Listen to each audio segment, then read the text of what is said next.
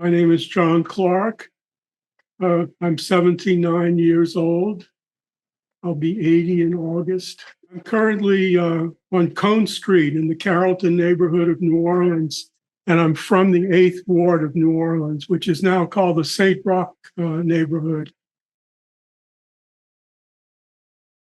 I was brought up in a very traditional working class neighborhood of New Orleans. Basically, well, it was a mixed neighborhood racially, but primarily white working class. My family background is heavily German and French with some Irish. And I grew up in a neighborhood with a lot of those ethnicities, plus a lot of Sicilians. And in a way, I grew up in a different world. I was born in 1945, so I'm actually pre the famous baby boomer generation, which I'm very happy not to be part of. I'm before that. But anyway, I grew up in the 50s, basically, in a very conservative period, although I don't know if it could be conservative compared to now. It wasn't as fascist as now. I was brought up in a very stable working class neighborhood with a lot of local institutions, a very strong local culture. Also, the New Orleans culture is a very strong culture. So it's had a profound influence on me. Well, as I said, I was brought up in a very traditional neighborhood and a rather conservative working class family in a very racist background. In the 50s, New Orleans was extremely racist. It was, and then in the 60s, it became very politicized. So I was brought up with a lot of very reactionary values, although it was a mixture of things. But I was indoctrinated with sectionalism, like South versus North, and this very defensive, racist kind of culture. But the other influence on me really was my father's family, which was very religious, and in many ways had values that quite contrary to the very narrow, really nasty kind of culture that I was brought up in. And also my family was mainly French and German, which I think there was an advantage in having a background of cultures that were for centuries had been trying to kill each other, So I really inherited different kinds of values. Through high school, I was very conservative. I was a conservative activist, actually, in high school at the beginning of college. And I really discovered anarchism a couple of years into college, and that really changed things tremendously. A friend of mine who ended up being my brother-in-law later on was very interested in anarchism, and he was a student at the University of New Orleans when I was a student at Tulane University, and he was a student of Leonard Crimmerman. I don't know if you've ever heard of Leonard Crimmerman. He's still alive. He's in Connecticut now, but he was one of the people who wrote one of the first books on anarchism, a collection. He edited an anarchist anthology called Patterns of Anarchy in 1966, which helped reintroduce anarchism into political discourse. And I started going to some of his classes, just sitting in on them, and that really affected me a lot. Another thing was, I could tell you so many things about political trajectory. I remember I had a friend who came from the same religious background. We were Lutherans. We were active in the youth group of the church, and he and I decided to go to a meeting of a civil rights group at Xavier University, which is a historically Black university in New Orleans, just to see what it was about. I mean, we didn't agree with this at all at the time. And it was really a turning point for me. We basically went to this meeting. We sat there, we listened to everybody. It was a relatively small group. And when we left, he turned around to me and he said, those are really nice people. And they were extraordinarily nice people who cared about other people. And that was really a turning point politically. I mean, I could say reading a book by Kropotkin was the big turning point, or something like that. But having the experience of being with people who really cared about others and were dedicated to changing things to help others was really a big thing. And my friend ended up joining a program called, I can't remember what it's called, but it was a program where a white Southern young person would go to live with a Black family in a big northeastern city. He went to Detroit, and a Black young person from one of those cities came to the South and lived with a white family.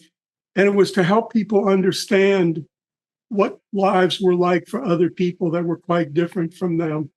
And that totally changed his life. And that changed me a lot too.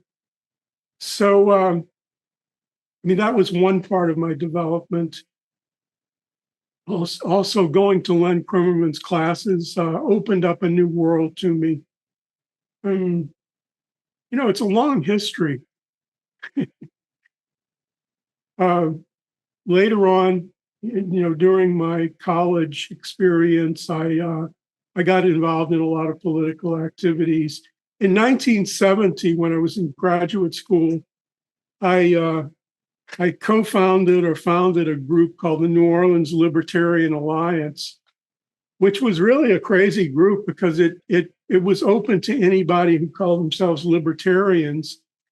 And so we had anarchist communists and individualist anarchists and anarcho-capitalists all together in this group. And basically we got together once a week and argued with each other about property and whether it was theft or a great thing.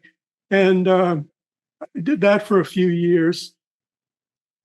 Another big thing that influenced me during that time when I was a student was Carl Hess. Carl Hess, who was a former speechwriter for Goldwater and Nixon, a Republican, had broken with all that and had he became an anarcho-capitalist, and then he became more of a generic anarchist. And he came to the University of New Orleans and gave a speech that was very moving to me. And he invoked Zapata, for instance, and talked about how terrible the state is and all this. And that influenced me a lot. And actually, by 1972, I was still a graduate student. I also had started teaching at Loyola as an adjunct for a couple of years. I went to Washington for a conference of, it was called the American Society for Political and Legal Philosophy. Had a conference on anarchism. And at that point, there really hadn't been many conferences on anarchism. Things were just beginning. And I drove up to Washington with a friend of mine, Francisco Alecha, who was a Cuban anarchist, but he'd become an anarcho-capitalist because he hated Castro so much. So it was like an 18-hour drive, and we argued the whole way over what kind of anarchist we should be. And we went to this conference, but also Carl Hess had started this project in the Adams Morgan neighborhood of Washington, which had all kinds of wonderful projects going on. It had something called the Institute for Local Self-Reliance. They had a group called, I think it was called Community Technology. He wrote a book called Community Technology, and he also wrote a book called Neighborhood Power, the New Localism, I believe, he co-authored. And they had a group called AMO, the Adams Morgan Organization, which was a local self-reliance, neighborhood self-reliance or localist group. And we spent a couple of days there talking to him. And I was really inspired by this movement that was based in the local neighborhood and was basically anarchist and decentralist. And it was a left anarchist group at that time. So that had a big influence on me. And he had gone to the Institute for Social Ecology and lectured there. And at that time, I was really getting interested in anarchist theory. And as I mentioned in that text that I sent you, I think it was in 1973, I had read Bookchin's book, Post-Scarcity Anarchism. And that Bookchin and Paul Goodman really had a big influence on me. Goodman is not really mentioned much by anarchists now, but in the 60s and early 70s, he was very well known as a New York intellectual figure, but also as an anarchist. He did a book called Communitas with his brother, Percival Goodman, kind of on radical urbanism. And he wrote a number of other really interesting books. And he influenced me, but Bookchin's book, Post-Scarcity Anarchism, was the one I liked the best. So I had a friend in the architecture school at Tulane University where I was in graduate school, finishing up my doctorate. And he had access to some funds, and we invited Bookchin to come down for, I guess, close to a week. And he gave a talk at Tulane and a talk at the University of New Orleans, I believe. And that really got things moving. We had this group that was active at the time, and things really grew a lot in the world of anarchism and libertarian socialism and so forth here. So there's a lot more that was going on at that time. You know, the war in Vietnam was going on, and it was a very traumatic time for people, and also a time of imagining possibilities, which is another thing to talk about, you know, the counterculture and radical culture in general. By the mid 70s, there had been quite a few people locally had evolved in an anarchist direction, and also people had moved to the city. And we formed another group, which was much more serious and wouldn't say coherent, but at least had some degree of political coherence. It was called the Black Pearl Mutual Aid and Pleasure Club. And Black Pearl was the name of the neighborhood I lived in. The city had divided up the whole city into local neighborhoods, and it made up some of these names. And that came from the fact that Pearl Street runs through the middle of it, and that there is a very old Black community in the neighborhood. It was called Black Pearl. So we adopted that because it sounded like the name of an anarchist group. And Mutual Aid and Pleasure Club, we adopted from a local tradition. They're usually called social aid and pleasure clubs, which were Black social groups that had social activities. And also one of their big things was raising money so that when people died, they could have a jazz funeral. And it was a big local institution. And through the mid to late 70s, I was very active in that group. And we also had an affinity group within the group.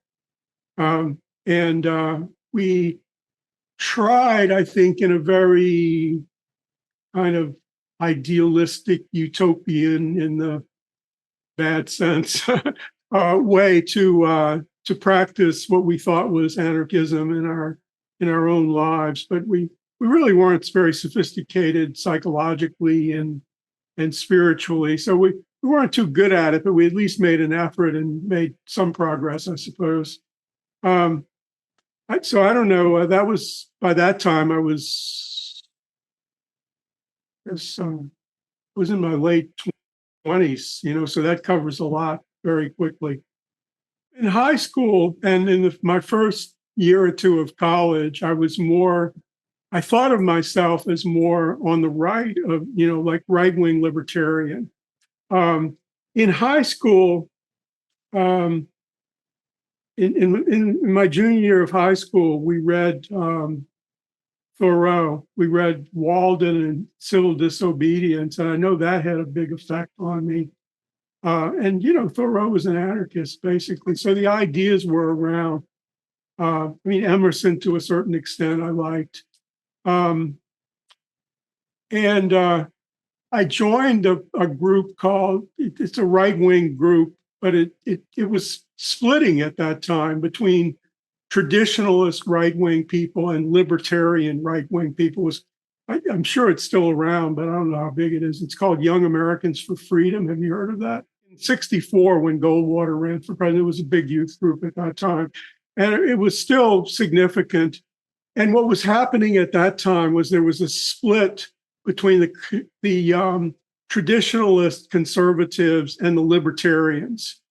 And I sided with the libertarians. In fact, in my senior year of college, I ended up writing an honors thesis on the concept of freedom and conservatism and how there was this traditionalist concept, and then there was also this libertarian concept.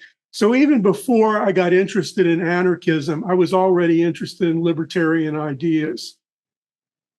I remember when I met my future, now ex-brother-in-law, Jack Stewart, he was becoming a libertarian, and he was interested in Alfred J. Nock. I don't know if you know who he is, but he was an individualist libertarian, one of the big figures in the American tradition. So I was making friends with people who were in the libertarian milieu. So ultimately, it was an evolution from a kind of general libertarianism to anarchist libertarianism. It wasn't like a jump completely. It was an evolution, much more so. Post-scarcity anarchism came out around 72 or 73. So he had written a number of these essays like Ecology and Revolutionary Thought, Toward a Liberatory Technology, Post-Scarcity Anarchism, et cetera. He had written in the late 60s. Bookchin was very much, in many ways, at the time, and always in some ways, he was a kind of technological utopian. In that book, he had a great faith in the ability of technology to liberate people. So he thought that there was like the material basis for abundance. Capitalism had created the technologies that could be taken over and used in an egalitarian, communal way to create abundance for everybody.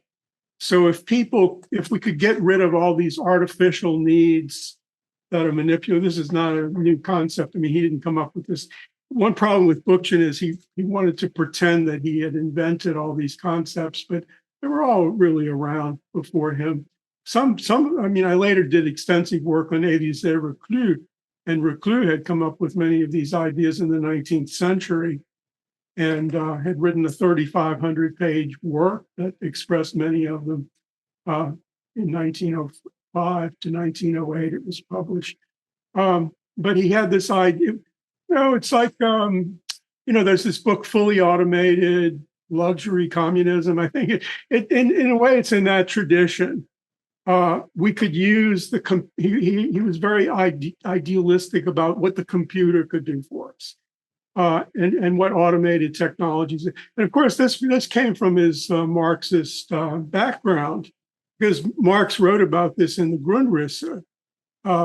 That's where he wrote about that capitalism was creating this vast automated system which could be taken over by the working class, and that the human being could step aside and watch over it as its regulator, but that the technology could really free us. And Marx said, in fact, that he made this distinction between the realm of freedom and the realm of necessity. And the problem was that people had been enslaved or oppressed by the limits of this realm of necessity throughout history, and had to enter into the realm of freedom. And he said that the realm of freedom could be achieved in the realm of free time. So in many ways, he was kind of like late capitalism. What we need is free time. So Bookchin was very much in that tradition. So post-scarcity was the idea. The other part of the idea was that we have the authoritarian mentality that people have is a product of the society of engineered scarcity. And that if we got beyond scarcity, our values would change and we could have much more humane, cooperative, mutualistic values when we enter it, when we realize that there is this world of abundance that we could have access to and then achieve it.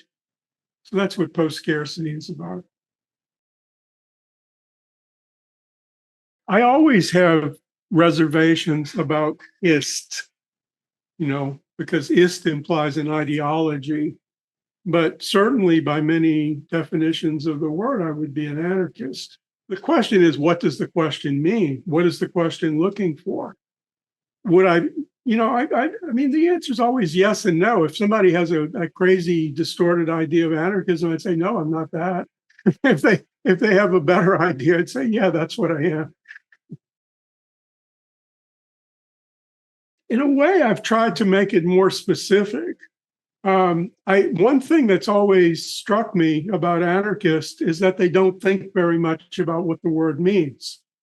It comes from a Greek word, comes from more than one word. It comes from the Greek word arche. And actually, I highly recommend a book by Catherine Malabou. Are you familiar with her? She wrote a book that's translated by the title Stop Thief. Au voleur is the French title, which means like stop the thief. And it's a critique of all the philosophers. I think they're not all French philosophers, mainly French philosophers, Foucault, Derrida, Deleuze, etc., and other people who have basically stolen the anarchist critique, but don't want to call themselves anarchists. And it's a very important book. She's written a couple of she did a book on Proudhon since then. And I think she's going to do another one on anarchism.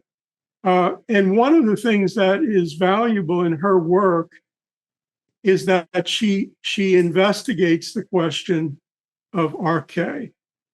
And it's this Greek word. And she says arche has always meant, let's see, how does she say it? Commencement and commandement. It means the origin and rule. It has both of these concepts. It's always a search for a privileged origin, a privileged source of authority, like the original intent of the founding fathers, that kind of ideology, or divine rights or something like that. Arche has always been founded on this myth of an origin that authorizes some to rule others, or some ideas to rule others. So it's this idea, really domination. It's privilege, origin, and domination is what it's about, arche. So anarche means the rejection of this ideology and mythology of origins, and it also means a critique and opposition to all forms of domination. So I'm definitely an anarchist in that sense. I believe in that critique. I believe in that oppositional movement and being part of it. Of course, it doesn't answer the other half of the question, which is, if that's what you're against, what are you for? And but in a sense, it does, because in a sense, there is implicit in the idea of no privileged origins, an affirmation of that which we experience, of life, of experience, of I don't want to say immediate, it's always mediated, but the what we experience and what it leads us to. The opposition to domination implies the question, what would living in a non-dominating way be? And what are the sources of domination? What are the sources in society? Especially what are the sources in ourselves or in our supposed selves? So it raises the question of the ego, which is a historical product of civilization. What kind of ego is there? Or what kind of selfhood has been constructed by civilization? And of course, what are the forms of domination, which I've spent a lot of time on, particularly in this theory of spheres of social determination that I've written about in a couple of books. So there's a lot to say about these questions. I find it hard to believe that you're asking this question, since I just told you it means, for instance, the struggle against all forms of domination. I mean, are you joking? I strongly believe that the most important thing that people can do now is to create small communities, to create communities of life. Okay, this sort of goes back to another thing. I mentioned these spheres of social determination.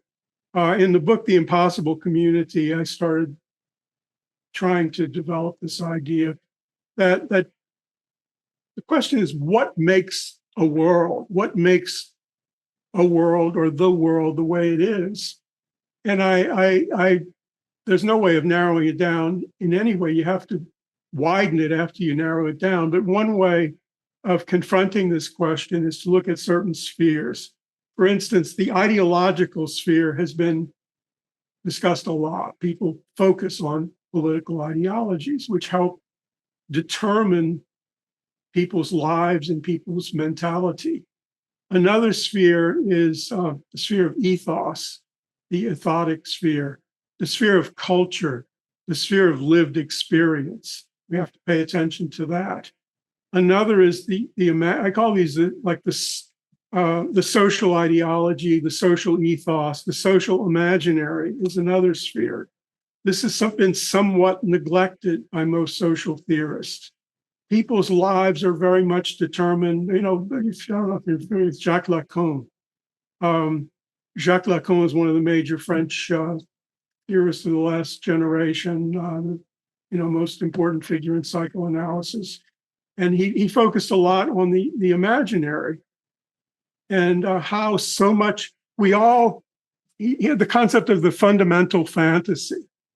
So it raises, what is my fundamental fantasy by which I live my life? And it's an important question to ask.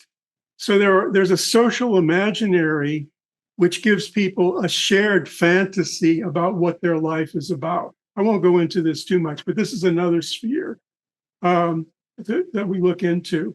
There's also the social institutional sphere. There are institutional structures. Each of these structures has imaginary and ethotic dimensions and ideological dimensions, but they also exist as institutional structures. And then the last one that I've sort of added recently is social materiality. And at the same time, we're thinking about, how do we live within certain institutions? How do we imagine the world? How do we live our lives in a very experiential way? How do we do all these things? But also, what is the materiality around us? How do we transform matter and energy? And this is where the ecological element comes in. It's a very complex question, but we are not in disembodied minds. We are not complexes of practices that are just floating out there either. We are not just imaginations. We're all of these things. We have bodies. We have one concept that's been very big in ecological thought lately is metabolism. We have a metabolism with the world around us. So the ecological question comes in here very strongly. This is just a hint about what we have to pay attention to. So what we have to do is transform all of these areas. So what I was getting at is that the way that people have confronted these things are very ineffectual. They've created ideologies that are supposed to change the world. They create images. These do change the world in a way, but if we have to have a break, okay, there's several interrelated questions here that are really important. And one is where we are in Earth history. And I hope I can get back to what I was originally talking about this, which is what we have to do right now, because that's what I really want to answer. But in order to answer this, we live in a universe. We live on a planet. We live on a planet which is in one of the 6 major crises of life in the whole history of the planet, in millions of years. So that's part of the problem. We have to first notice that we are in one of the periods of mass extinction and ecological collapse in the history of this planet. And if we go about our daily lives pretending or imagining that this isn't true, we're doomed. Also, we've gone through something like 4 world historical revolutions in the history of the human species.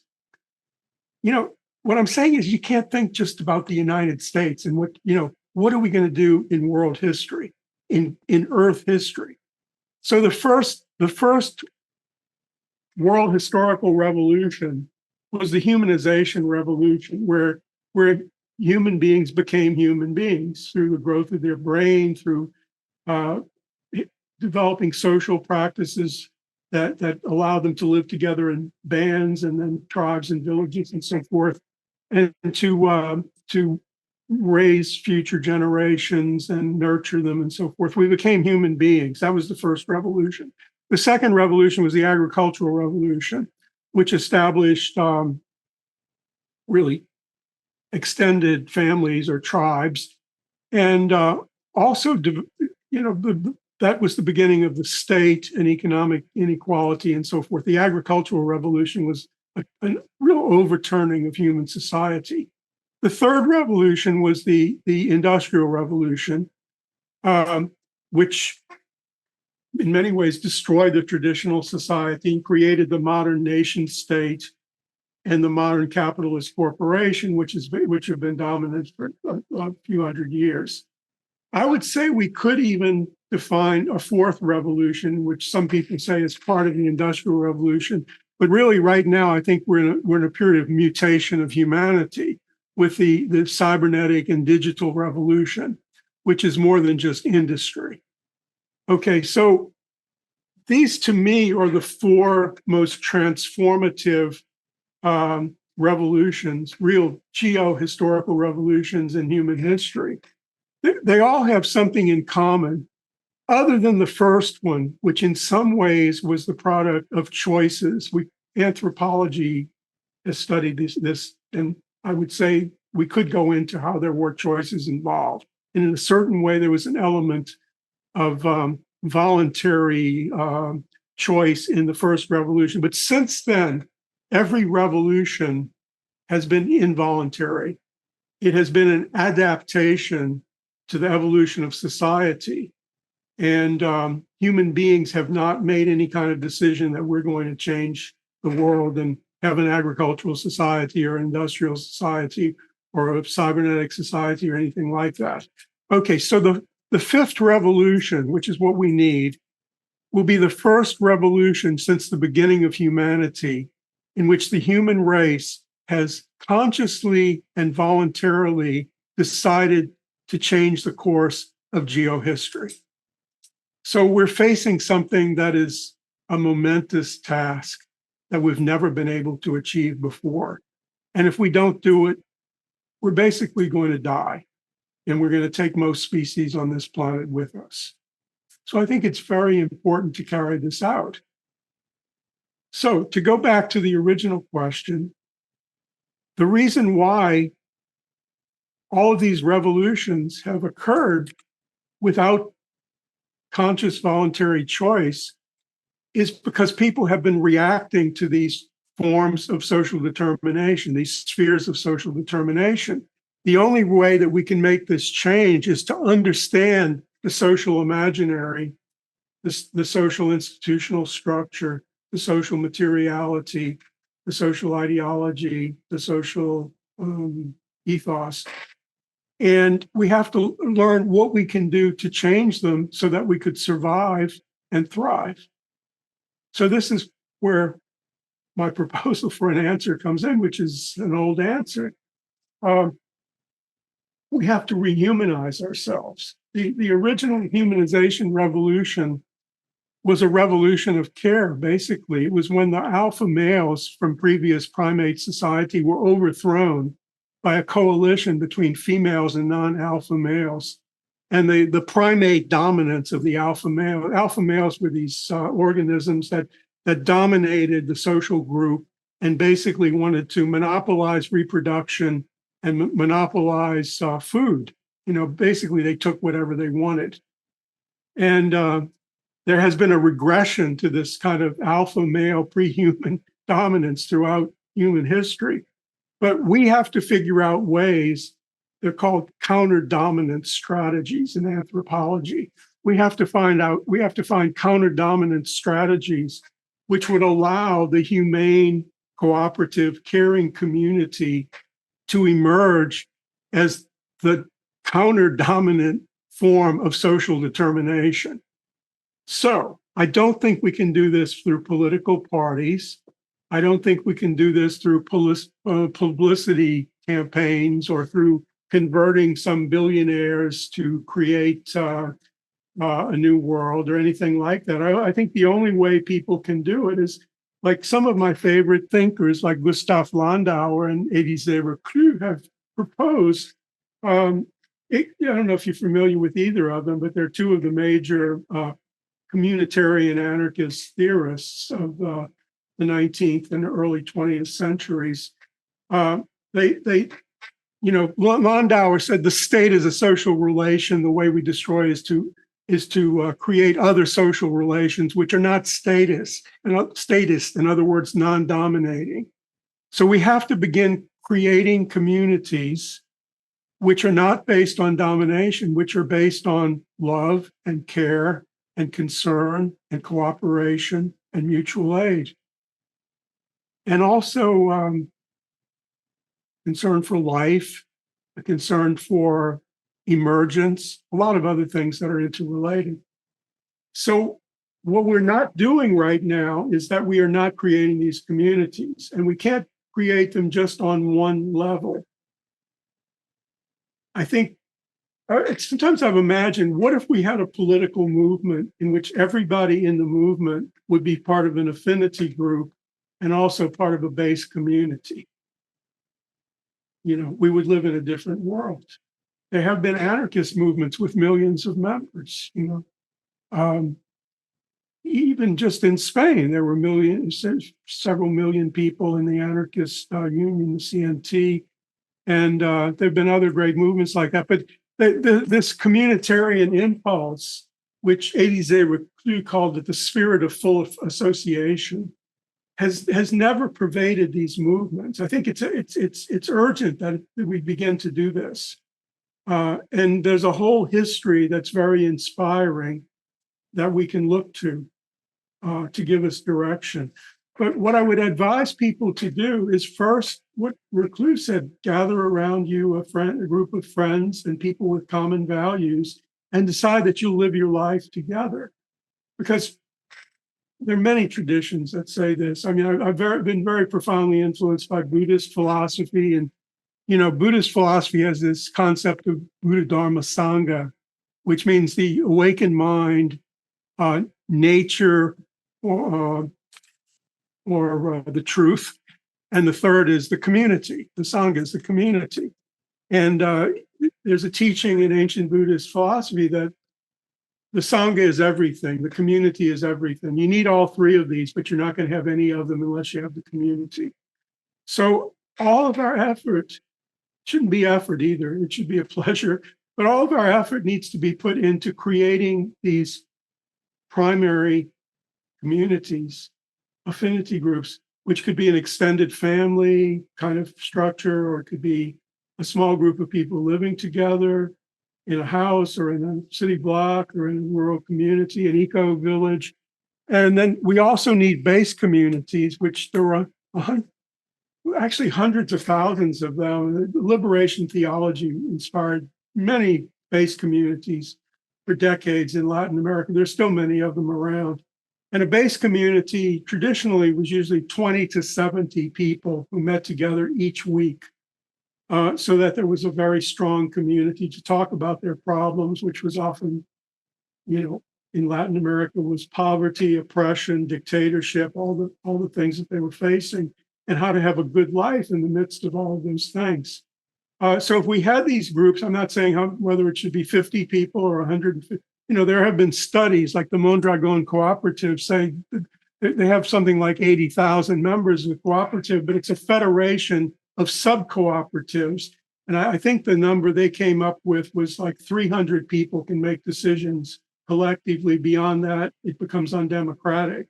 So maybe 300 would be a reasonable limit for a base community. Maybe it should be less than that. But this is what we should be experimenting with. It also should be what all of our educational institutions would be experimenting with. But we don't have educational institutions, unfortunately.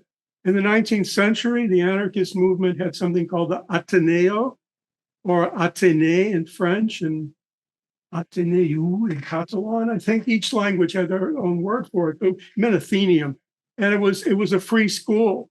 And all through Spain, in all of the peasant villages of Andalusia, there were these free schools that were persecuted by the dictatorship, and there were people who gave their lives to teach in these schools. But the idea was we have to teach how to achieve a free society and a good society and a cooperative society.